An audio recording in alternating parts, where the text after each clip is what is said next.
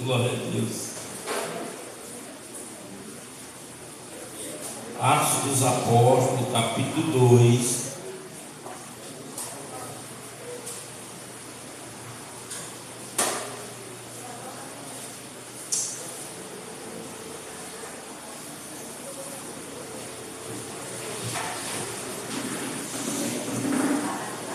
Encontraram? Amém. Graças a Deus. Estou procurando. Capítulo 2, a partir do versículo 22. 2 e 22.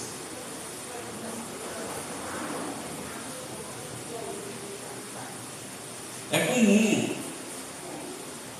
2:22. Encontraram?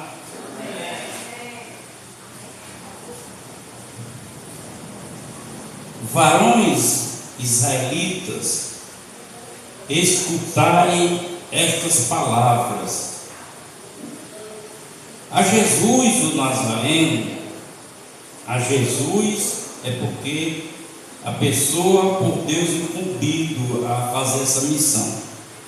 A Jesus o Nazareno, varão aprovado por Deus entre vós, com maravilhas, prodígios e sinais que Deus por ele fez no meio de vós, como vós mesmo bem sabeis. A este que vos foi entregue pelo determinado conselho e presciência de Deus, tomando a vós, o crucificaste e mataste pelas mãos de injustos, ao qual Deus ressuscitou, soltas as ânsias da morte, pois não era possível que fosse retido por ela. Oh glória! Porque dele disse Davi: sempre vi diante de mim o Senhor, porque está à minha direita, para que eu não seja confundido. Por isso se alegrou o meu coração, e a minha língua exultou, e ainda a minha carne não há de repousar,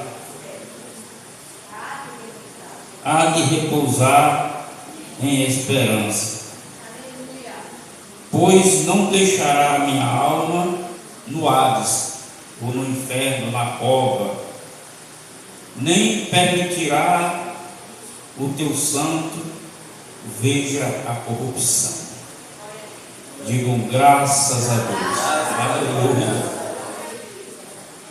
Glória a Deus. Tem algumas coisas, se perguntado a alguém, ele responde, nós certamente responde de primeiro assim, responde do agrado que você perguntou assim. Se perguntar, você tem fé em Deus? Certamente você vai dizer, tenho. Você crê em Deus? Certamente creio. E glória a Deus, porque você crê e tem fé. Mas nós estamos aqui diante de um discurso de Pedro, muito importante para a igreja, porque o apóstolo Pedro foi um dos homens tais que esteve naquele dia no templo para se cumprir a promessa do derramar do Espírito Santo. Pedro foi um dos homens que estava ali no templo, que Jesus ordenou. E essas pessoas, ou nós que dizemos que tem fé e que crê, às vezes não condiz com a ação obediente que Deus requer de nós, exige de nós. Pedro, juntamente com 600 pessoas, foram para o templo aguardar o cumprimento da promessa. Passados os dias, a Bíblia narra que apenas 120 estavam lá para receber o cumprimento dessa promessa. Agora, imagine eu e você, que dizendo que cremos, que temos fé, mas que por alguma razão, muitas das vezes, não nos encaixamos a ordenança do que Deus nos fala. Quer dizer, quando nós não nos encaixamos para aquela ordenança, tipifica como aqueles que foram, mas que não estavam lá na hora do cumprimento. A bênção não alcançou. Será que algum de nós, na nossa caminhada, no nosso dia a dia, nosso tempo, algum de nós tem acontecido isso, a bênção não ter chegado a nós? A bênção existente, feita pelo Deus fiel que cumpre a sua palavra, mas que algumas vezes em nós ela não tem se cumprido. Então, é tempo de a gente fazer autoexame na nossa vida de relacionamento com Deus, a nossa vida espiritual. É tempo da gente parar e observar isso. Nesse discurso de Pedro, que agora, encorajado, muito encorajado, ele vai contar quem realmente é Deus, para aquelas pessoas que creem em Deus. Ele estava diante de pessoas que acreditavam em Deus, que tinham fé em Deus, mas não sabiam quem era Deus. Eu sei que muitos evangélicos também não sabem quem é Deus. Ele crê em Deus, ele tem fé, mas ele não sabe quem é Deus. Ele não sabe quem é Deus no seu caráter. Ele não sabe. Por que, pastor, você imagina ou tem certeza que não sabe? Porque o princípio da sabedoria é o temor. E nós estamos vivendo um tempo que os crentes estão perdendo o temor a Deus. Nós estamos vivendo um tempo. Porque temor não é acreditar, não é ter fé. Temor é comportamental, é conduta. Vai mostrar se tem temor é pela conduta, não é pelo que eu digo, porque eu tenho fé. E nós vemos no tempo de hoje, e nesse tempo agora, que está se manifestando uma data para um evento no Brasil, agora que nós estamos vendo mesmo que não tem temor, porque o comportamento não condiz. Não condiz. A gente começa a perceber a ausência do temor. Então, Pedro ele vai dizer para esse povo que Jesus era um varão aprovado, que fez maravilhas, fez prodígio, fez sinal, e ele diz: no meio de vós vocês sabem. Agora observe a extensão dessa conversa. Pessoas que acreditavam, que tinham fé no cumprimento, mas não tem a certeza, a convicção de Deus na sua vida. Porque, irmãos, um ministério como o nosso, a gente ouve, escuta testemunho grandes, e muitas das pessoa está passando por aquilo que já ouviu testemunhar, mas não tem uma intensidade para querer que também nele aconteça o mesmo que aconteceu naquele que deu testemunho. Eu sou a prova viva de vocês. Eu sou uma prova viva de vocês. O que eu já enfrentei de eventos na minha vida, eventos, e que Deus não permitiu eu ir para a cova. O que Deus não tem permitido eu ir para a cova. Então, já é um motivo para vocês não acreditarem em mim, nem confiar em mim, mas olhar para a postura de fé que eu tenho e ver esse resultado na vida de vocês. Não se imponer diante de uma luta, porque faz prodígio, faz maravilha. Quando eu me converti, eu dizia, tudo que eu ouvi, dizia, diga aí amém. Eu dizia assim, eu quero para mim. Eu não dizia só amém, não. Eu quero é para mim. Tudo que os pastores, quando eu me converti, os pastores interagiam muito com a igreja. Diga isso. Aí eu escutava e dizia, o que é para dizer. Diga amém, eu quero isso para mim. Aleluia. Eu quero isso para mim. Mas o querer que eu quero para mim não se encerra só porque eu digo eu quero para mim. Não se encerra aí não. Então o que eu quero para mim, que Deus pode me proporcionar, então eu vou buscar em Deus. O erro hoje em dia da maioria dos cristãos é querer se apoiar numa fé que ele não tem. Porque ele vê. É muito comum a gente ver crente mudar de igreja por causa de movimento de cura, de libertação. Ele vai e não recebe. Por quê? Porque está se apoiando numa coisa que ele não tem. Porque a base não é a cura, a base é Jesus. Precisa a gente ter Jesus no coração. Aleluia.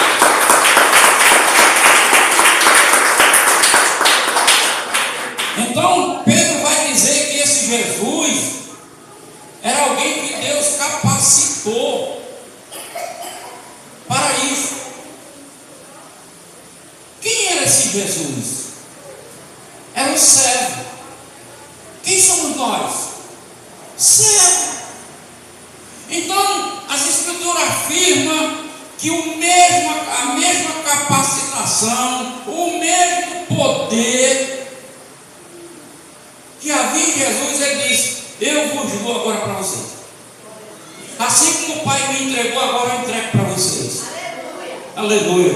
Então é preciso a igreja ter um despertamento para querer, não para dizer, mas para querer. Aí Pedro decorre essa história do Senhor Jesus Cristo para mostrar quão grande é o poder de Deus na vida humana. Ele diz, a morte não pôde se reter.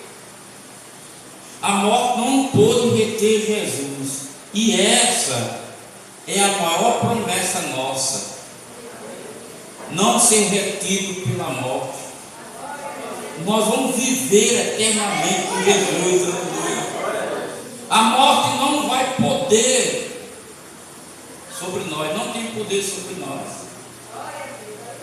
Mas você vê, irmãos, que crê em Deus, tem fé em Deus, mas se perguntar sinceramente, ou você pergunta você sinceramente, como é que você lida com essa situação de morte? Você tem medo de morrer? Eu sei que ninguém quer, não tem medo de morrer, então morto. Não, não é isso que eu estou falando. Eu estou falando numa circunstância, como eu já vivi, vocês sabem.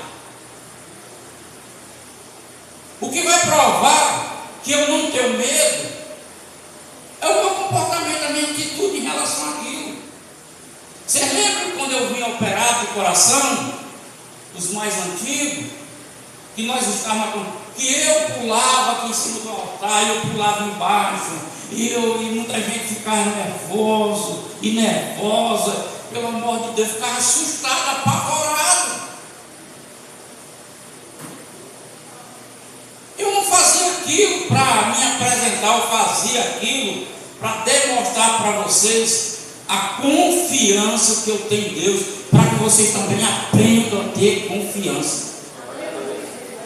Então Pedro, ele faz esse discurso, ensina. Aí Pedro vai para um ponto crucial na vida daquelas pessoas. Pedro diz: Davi, porque dele disse Davi, para aquelas pessoas, tinha uma importância muito grande. Primeiro, para o governo, Davi, ele unificou as tribos. Não havia mais uma divisão de tribo, ele uniu todo mundo, que era o sonho deles. Eles queriam viver unido. Davi unificou. Davi venceu batalhas extraordinárias, surpreendentes. Ele venceu. O povo olhava para ele e adorava Davi, o rei, porque era um guerreiro. Davi restabeleceu o culto em Jerusalém, trazendo a arca da aliança para o templo, que era um sonho deles, religiosos. Olha o que Davi representava para esse povo. Davi restabeleceu. Só para você ter uma ideia, por 420 anos reinou descendência de Davi. Era uma história. Mas quando Pedro vai falar, não vai apontar o que Davi fez. Pedro vai apontar o que Davi sentia. Pedro disse: porque dele disse Davi. Pedro vai falar da declaração de confiança que Davi demonstrava diante de Deus. A confiança que Davi tinha diante de Deus. Aí ele disse: olha, porque dele disse Davi: sempre vi diante de mim o Senhor. Sempre vi. Pedro cita o Salmo 16. Ele viu o Senhor, porque o Salmo 16 não tem que dizer assim: eu tenho posto o Senhor diante de mim. Aleluia. Eu tenho posto diante de mim, e nada eu temerei. Olha a declaração que Davi faz. Então Pedro vai mostrar para aquele povo que a importância que Davi tem não é porque ele construiu ou deixou de fazer, mas pela confiança que ele tinha em Deus. E era isso que Pedro estava dizendo: você precisa, não é só se converter, não é só ter fé, não é só acreditar, você precisa ter confiança. Isso diz alguma coisa para nós? Sim, glória a Deus. Então ele diz: porque ele disse, porque está a minha mão direita, para que eu não seja confundido. Ele está à minha direita, para que eu não seja confundido. Mão direita representa a força, o poder. Ele está à direita. Davi tinha essa confiança para fazer essa declaração. Por isso se alegrou o meu coração. Aí a gente quer ter alegria por conquista. A gente quer se alegrar porque a gente conquistou algo que você estava sonhando. Olha onde é que vem a fonte da alegria. relacionamento baseado na confiança. Baseado em confiança. E ele podia declarar, ele disse: a minha língua exultou. Ele tinha língua, ele tinha alegria no coração, e ele exultava, ele declarava. No Salmo 27, ele mostra como é que ele fazia assim. Olha, no Salmo 27 assim: o Senhor é a minha luz. Olha a confiança. O Senhor é a minha luz. Aleluia. Isso significa que naquele tempo, não era como o tempo de hoje, que existe luminária para tudo que é lugar. Só mais no lugar mais sertões, que é mais difícil iluminação. Mas vai estar tudo bem claro e bem iluminado. Não que Davi não precisasse de uma tocha, mas a tocha é passos que você enxerga. Ele diz: o Senhor é a minha luz. Ele me faz enxergar além do que uma lamparina pode fazer eu enxergar. Aleluia. É a minha salvação. Olha a consciência, a confiança. Meu irmão, eu digo sem receio. Tem muito cristão que não tem certeza que é salvo. Se você for pressionado para saber disso, provavelmente muitos não têm certeza. É por isso tanto desvio. É por isso tanto afastamento. Porque a pessoa não tem convicção que é salvo.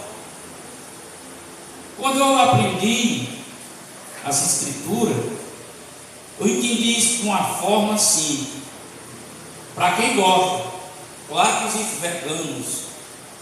Eu falei uma vez de um bife, porque nós somos do sertão, nós somos do Nordeste, acostumados a comer a comida mais grosseira.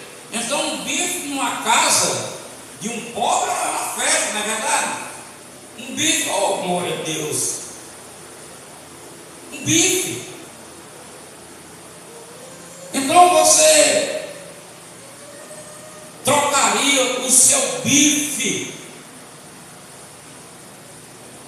vamos dizer, pelo jiló, que vocês não sabem o que é, não talvez nem conheço, mas o bicho amarga. Lá para o sul o pessoal gosta, eu gosto de jiló. Mas o bicho amarga, dependendo do cozinheiro que vai fazer, não sabendo dar o corte dele, que precisa saber cortar. Jiló, quiabo para não babar, tem a forma de cortar, porque senão dá um babeiro, né? Eu cozinho quiabo com frango pajosudo, não tem baba não, porque eu sei dar o corte para não botar baba. E eu faço para ela e não tem babeiro, porque, mas se você não souber executar num frango, dependendo da quantidade que você botar, você vai até noite comendo no trabalho. Então ele tinha convicção, irmão. Então o desvio, o afastamento está na ausência da convicção, da certeza, da confiança que Jesus morreu e nos deu a salvação. Quem é que vai trocar céu por lago de fogo, irmão? Só quem não tem confiança. Hoje eu vi uma matéria de uma menina que já chegou a ser pregadora do Evangelho, cantora. Misericórdia, a vida dela está precisa de muita oração, misericórdia. A menina começou muito bem, pregando, louvando, uma bênção de Deus. Agora, veja bem, quando não tem convicções, o mundo é atrativo. E se você não tem a convicção das coisas celestiais, o mundo pode lhe labelar. Por isso que Paulo diz lá nos Gálatas: ó, insensato Gálatas, vocês começaram tão bem em espírito, o que foi que vos fascinou? Fascínio? É feitiço. O que foi que ele feitiçou para que vocês entrassem na carne? Aleluia. É a ausência da convicção. Os que têm convicção têm aqui narrado na Bíblia. A história mostra que Pedro, quando foi ser executado na cruz, ele disse: por favor, como existe uma lei de pedido, qual é o seu último pedido antes de morrer?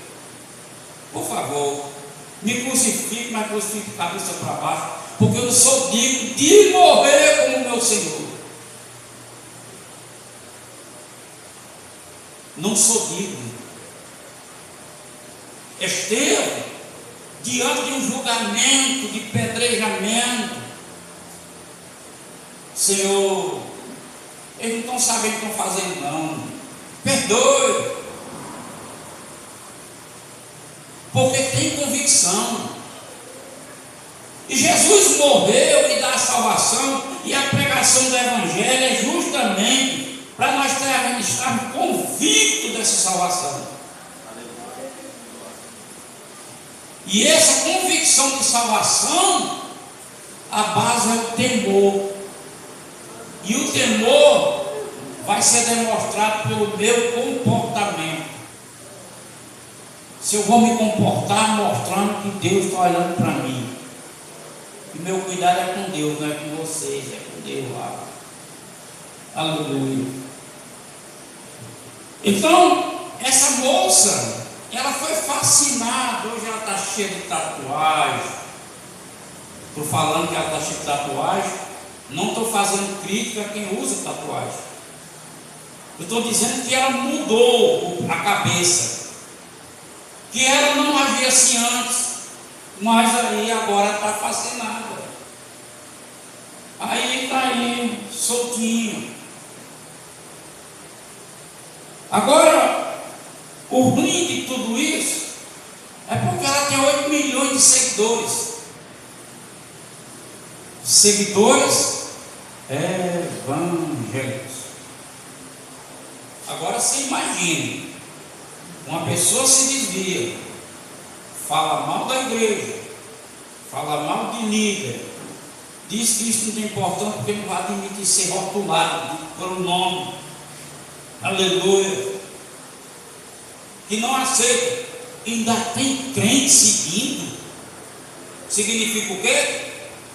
Que esse crente sabe nem o que é salvação, não sabe quem é Jesus. Sabe quem é? Aquele artista famoso que está seguindo. É muito triste. Misericórdia. Então ele disse: ó, ela é minha salvação. A quem temerei? Ou o que temerei? Nós temos que temer a Deus. As outras coisas a gente leva no peito. Então esse Davi que Pedro cita, ele disse: o Senhor é a minha força, é a minha vida, de quem me recearei? Ontem eu ouvi a história de um crente, está mudando de uma casa para outra em frente. Porque ele disse que aquela casa, a vizinhança não está certo. Aí está vindo para o outro lado. De frente. Não está certo, o problema não está na casa. Eu disse a ele conversando comigo, eu disse: irmão, se amanhã eu vim aqui e fizer uma enquete para perguntar aqui, amigo, você que mora nessa rua, me cite o pior vizinho daqui, é segredo, não digo para ele não. Ele vai dizer: aquele crente. Vou apontar para você, meu amigo. Aí ele saiu perto de mim. Ele saiu perto de mim. Aí ele já disse que vai ungir a casa, porque aquela casa também que ele veio precisa de uma unção. Não está na unção, não está em nada, está nele, está dentro dele. Falta dentro dele o que ele precisaria ter. Jesus. Essa palavra, irmão, É para você apegar. Essa palavra ela é de salvação, é uma palavra de cura, é uma palavra de libertação, é uma palavra de prosperar, é uma palavra de você desejar os dons, você receber os dons. Mas cabe a você, cabe a mim. Então, Pedro cita Davi por essa declaração. Então, eles começaram a entender o que Pedro estava dizendo. Você vê o Salmo 23, Davi diz: o Senhor é o meu pastor. Olha que declaração. Ele tem Deus como pastor. Claro que nos dias atuais, o Senhor Jesus deu o pastor para a igreja. Paulo escreve nos Efésios. Claro, hoje Deus é a extensão de Deus, é o anjo, é a pessoa, é o Pai, é o conselheiro humano. O Senhor é o meu pastor, nada me faltará. Olha a declaração de confiança. Não é não ter, irmão, porque não ter é momento. Ele não está falando de algo de momento, ele está falando de suprimento. No momento você pode não ter, mas o pastor tem um cuidado. O pastor é supridor, ele vai suprir a sua necessidade. Precisa ter essa confiança, aleluia. É preciso eu confiar nisso, eu acreditar. Ele disse: deita-me, faz em verdes pastos, guia em águas tranquilas. Quando faz? Quando a palavra diz deita-me, faz em verdes pastos, por quê? Porque você está em pasto seco, em ausência de alimento. Não é a função do pastor fazer transferência do rebanho? O pastor, para ler. Agora para ler, beber água. Quando está escasso, ele vai levar para um lugar próspero, aleluia. Mas eu não confio, eu não acredito, eu não me envolvo. Aí o pastor diz: a ovelha ouve a voz do pastor. O que a gente faz mais no altar, irmão, é dar direção para a igreja. Mas essa noite, no culto lá de Sandrinha, eu saí de casa, Jesus, misericórdia, o Senhor chega lá e me mostra quem é o público e me deu a palavra para o público que está ali. E Deus me deu a palavra e me deu a sabedoria para lidar diante do público,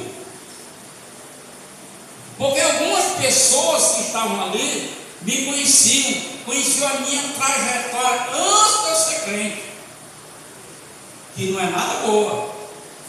Primeiramente ele vai olhar para mim: rapaz, eu conheço esse cara, eu conheço o rastro desse cara aí. Agora esse cara é pastor, todo santão, então precisa saber o que vai dizer.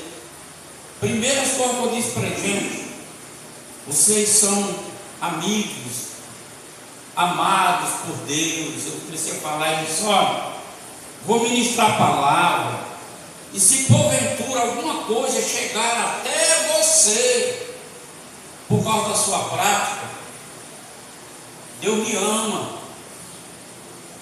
É uma forma dele, e eu fui, amo a ministração. E a palavra foi centrada para a transformação de vida. Então, Davi, ele fala que nesse momento de ausência, ele vai transferir para um lugar favorável, com água mansa, tranquila. Eu lembro, quando eu era menino, morando ali no Rio Juqueixe, no Rio Jaguaribe, tinha os atravessadores de rebanho de gado, tanto ia para lá como vinha para cá. Aí, que rio, corrente, ele muda a direção da água constantemente. Tem lugar que afunda, cava buraco, tem lugar que é a terra, tem lugar que a água para depois realmente a correnteza. Aí os caras vinham falar com os atravessadores de gado, de animais. Aí dizia, amanhã de manhãzinha se prepara os homens aí que eu vou trazer o gado. Aí bem cedinho se levantava um mais experiente e andava na beira do rio olhando para ver o movimento da água, para poder conduzir o gado, os animais pelo canto mais favorável, que esse rio é muito largo. O gado não cansava na travessia, eles saíam para conduzir o gado. Então Davi está falando disso. Quando a corrente está ficando arriscado, ele vai levar para um lugar tranquilo. Você precisa ter confiança e acreditar que a tua vida é de Jesus. A tua vida não é do restaurador divino, a tua vida não é do pastor Epitácio, a tua vida é de Jesus. É preciso você se conscientizar que Ele te chamou e Ele cuida. Ah, pastor, mas eu estou passando um perrengue. E continue passando, não tem problema não. Você vai se tornar mais forte quando você vencer. Ele diz, olha, refrigera minha alma, guia pelos veredas da justiça, por amor do seu nome. Olha, irmãos, o comprometimento, é por isso que João escreveu, dizendo assim: Deus amou o mundo de tal maneira, que deu o seu Filho, tal maneira, que muita gente não entende que tal maneira é essa. A tal maneira é a maneira comprometedora que Deus tem com você. Deus é comprometido, irmão, com nós. Por quê? Está aqui, pelo amor do nome dele. Aleluia. Glória a Deus. Para os outros, você é um crente. Para os outros, você é um evangélico. Para Deus, você é servo, filho, herdeiro ou herdeiro de Cristo. Glória a Deus. Então é preciso ter uma mentalidade para perceber isso que Deus para mim. Aleluia. É bom. Refrigera minha alma. Refrigera minha alma. Guia pela vereda da justiça, por amor do seu nome. A aliança que ele fez com Abraão, que chegou até nós. Ele disse: Abraão, você pega a novilha, a cabra, os pombos, parte e banda, e nós vamos fazer aliança. Quando ele foi fazer aliança, ele disse: Abraão, como não tem ninguém do meu tamanho igual que eu, vou fazer pelo meu nome mesmo. É isso aqui. Então a aliança que ele tem comigo e com você é por amor do nome dele. Glória a Deus. Então veja bem, irmão. Louvado seja Deus. Glória a Deus. É pelo amor do nome dele. E quem é o amor do nome dele? Você. É você. Aleluia.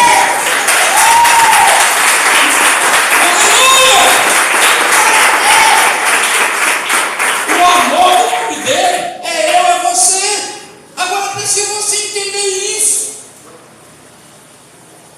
É porque nós vivemos muito sob sentimento. Nós não vivemos de fé. Ele diz assim, ó: ainda que eu andasse no vale de sombra de morte, olha a declaração que Davi faz. Ainda que eu andasse no vale da sombra da morte, não temerei mal algum, porque tu estás comigo. Nem para morrer Jesus se separa de nós. Aleluia. Nem que eu andasse no vale de sombra, eu já vivi isso, irmão.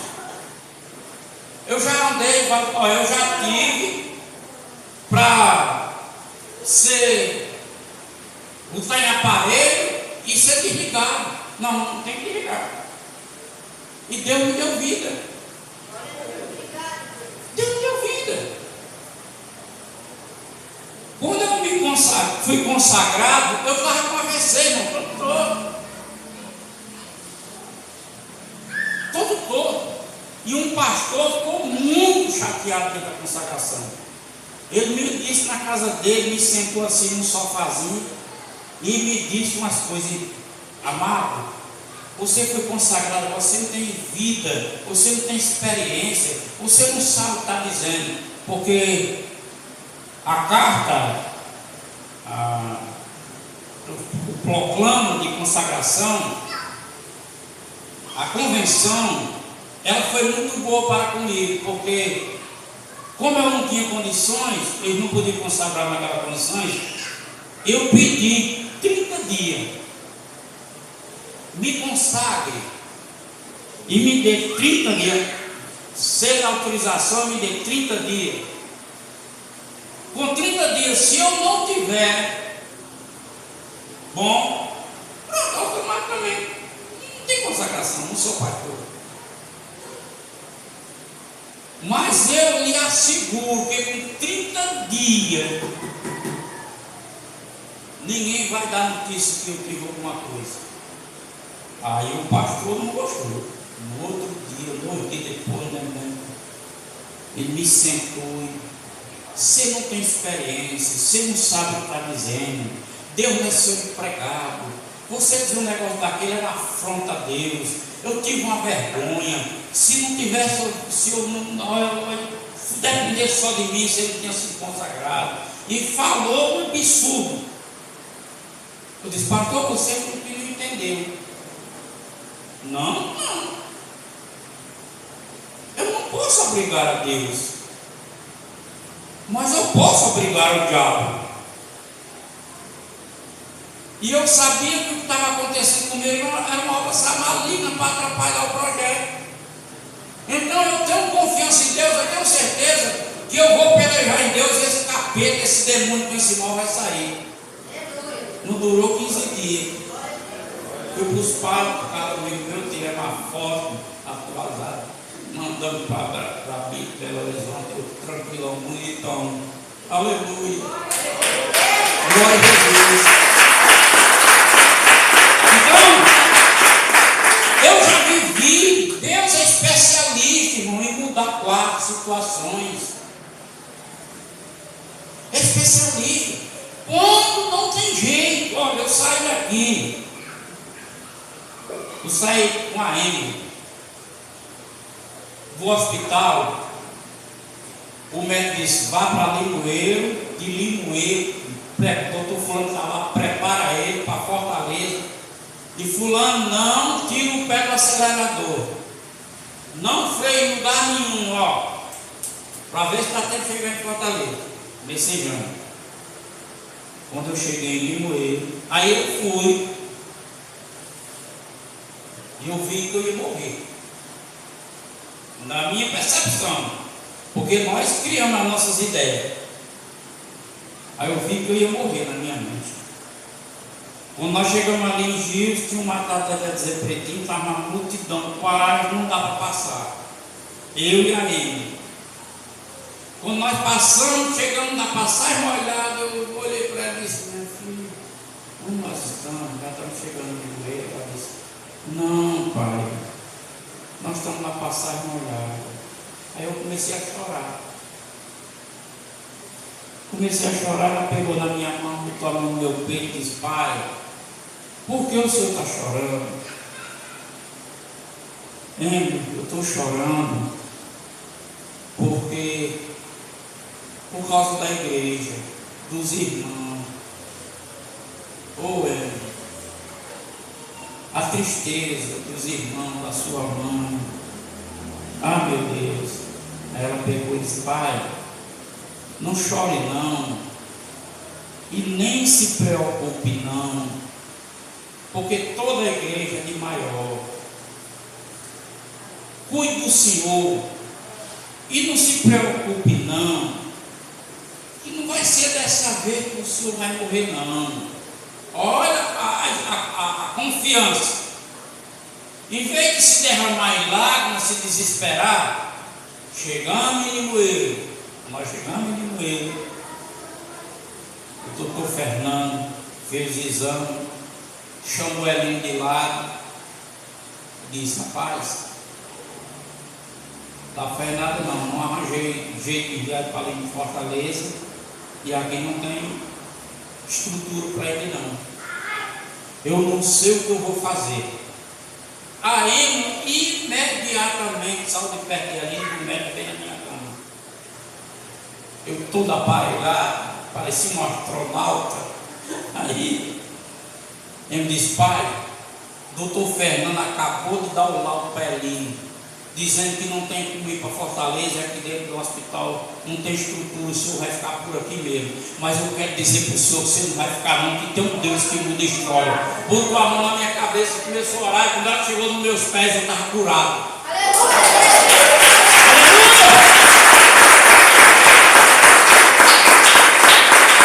Quando ela chegou na minha cintura, eu disse: pode continuar orando, eu estou sentindo o quê?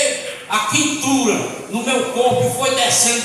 Quando ela chegou na ponta dos pés, o médico chegou, mas ele muito pago, e ele me disse: Deus, Jesus fez um milagre, pai não está sentindo nada, só que eu sentei na cama. Ele disse: ei, velho, se ajeita aí. Ele disse: não tem mais jeito, não, estou bom, não tenho sentido nada não. Resumindo, tive que passar o dia todo enferrujando, porque ele não liberava. Vim embora para casa. Deus é especialista, irmão. Aleluia. E isso já me aconteceu, não foi uma vez, nem duas, nem três, já várias vezes. E é nessa confiança que nós vamos seguir em frente. Nós vamos à frente, irmão. Aleluia. Eu estou pensando que no dia que Deus permitir a morte vir me buscar, ela vai virar assim para ele e dizer assim: não é brincadeira não, né?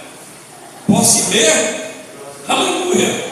Eu estou pensando que vai ser desse jeito. Mas, Senhor, eu posso ir mesmo, porque eu já fui um bocado de vezes e voltei sem nada. Eu posso ir dessa vez mesmo?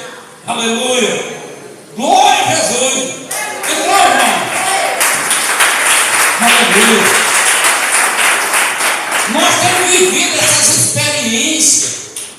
E essas experiências eram muito fortes na nossa vida, para fazer a gente acreditar e confiar. E confiar. Quantas vezes, irmão? Muitas vezes. Deus vai mudando a história, vai mudando. Olha, irmão, eu agora, depois da terceira dose da vacina, eu tive muito mal. Eu fiz ali, eu não sei certo não, mas eu fiz mais de 15 exames. Tinha de fazer 3 exames. Mais de 15, 20 e tantos exames tem ali. E eu orando. Aí eu deixei de orar por mim, comecei a orar pelos outros. Já orei, porque fui fazer o exame com o doutor Maiara. Ele passou os exames, fui fazer o exame. Esse exame deu um laudo, irmão, muito bom. Sabe por quê? Porque constatou que a minha vitalidade é de 58 anos. E eu tenho 58 anos, eu tenho muito mais. Eu estou com um saldo grande, aleluia. Então, no estado de morte, ele me deu vida. No estado de morte, ele me deu vida. E essa vida é abundante. Aleluia. E é isso, irmão, que Pedro anunciou para aquelas pessoas. As pessoas que confiavam em Davi, que acreditavam em Davi, conheciam a história de Davi, mas não se atentava para o que Davi declarava. Então, não é você olhar para um lado, olhar para o outro e prestar, não, é você se atentar ao que a palavra está dizendo a seu respeito. Agarre a ela, segure-se nela, crendo e diga: meu Senhor, eis-me aqui, vou em frente, e Ele te levará a fazer chegar aonde você quiser. É mesmo, pastor? É, porque é promessa. Eu que bem sei, o pensamento que eu tenho de vós não é de mal, mas é de bem, para fazer você chegar aonde você quereis. É você que vai determinar o lugar que Deus faz. Se não está fazendo na minha vida, não está fazendo na sua vida, é o que Paulo diz a Timóteo, que eu não estou militando como devia militar, milito do jeito que é para ser. Dá certo, amém? Amém. Aplaudir a Jesus, é isso mesmo, e graças a Deus.